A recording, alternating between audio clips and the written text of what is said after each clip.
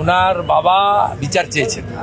জঘন্যতম ঘটনা, সিট গঠন হয়েছে, পরিবারের পক্ষ থেকে 4 জনের বিরুদ্ধে অভিযোগ দেওয়া হয়েছিল, 2 জনকে গ্রেপ্তার করা হয়েছে, 3 জনকে ডিটেন্ট করা হয়েছে, যাদের সঙ্গে পলাতক 2 আসামির ফোনে কথোপকথন পেয়েছে পুলিশ।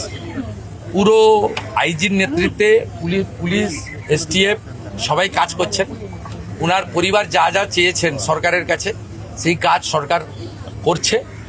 আমি আশা করি যে তদন্তের মাঝপথে আমার না বলাই ভালো, কিন্তু এটুকু আমি বলে দিচ্ছি, পরিবার যেভাবে জাস্টিস চেয়েছেন, পরিবার সরকার এবং পুলিশের কাছ থেকে যে যে সহযোগিতা চেয়েছেন সেটা তারা পাবেন। মোট 4টি মামলা হয়েছে। একটি এই জঘন্যতম অপরাধের মামলা ছাড়া আরও 3টি মামলা হয়েছে। সম্ভবত আমি এক্ষুনি বলবো না, আমি কাউকে ক্লিয়ারেন্স দিতে চাই না, পুলিশ বলবে। যেটা মব লিঞ্চিং হয়েছে, এর পিছনে একটা কমিউনাল অ্যাঙ্গেল ছিল। রেল লাইনে যেভাবে রেলপথকে উপড়ানো হয়েছে, আমাদের অতীত ইতিহাস মনে পড়ছে।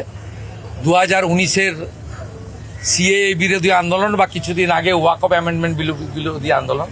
তৃতীয় হচ্ছে সিআরপিএফের 2 জন জওয়ান আহত হয়েছেন, একটা পুলিশের গাড়িকে জ্বালানো হয়েছে। আপনারা নিশ্চিন্তে থাকুন, প্রথমটার তো বিচার দেব, ক্যাপিটাল পানিশমেন্ট দেব। ওর বাবা যা যা চেয়েছে সব করবে মুখ্যমন্ত্রী। সাথেই ফোনে কথা বলেছি এবং আমি খুশি যে ওনারা আমার আস্থা রেখেছেন। বাকি 3টে বিষয় যারা যুক্ত, যারা অতৃপ্ত আত্মা, ভোটে হেরে যারা ঘরে ঢুকে গেছিলেন, এখনো ঢুকে আছেন, এই তিনজন মিলে এই যে 3টে কাণ্ড করেছে না, এদেরকেও কিন্তু ভুগতে হবে।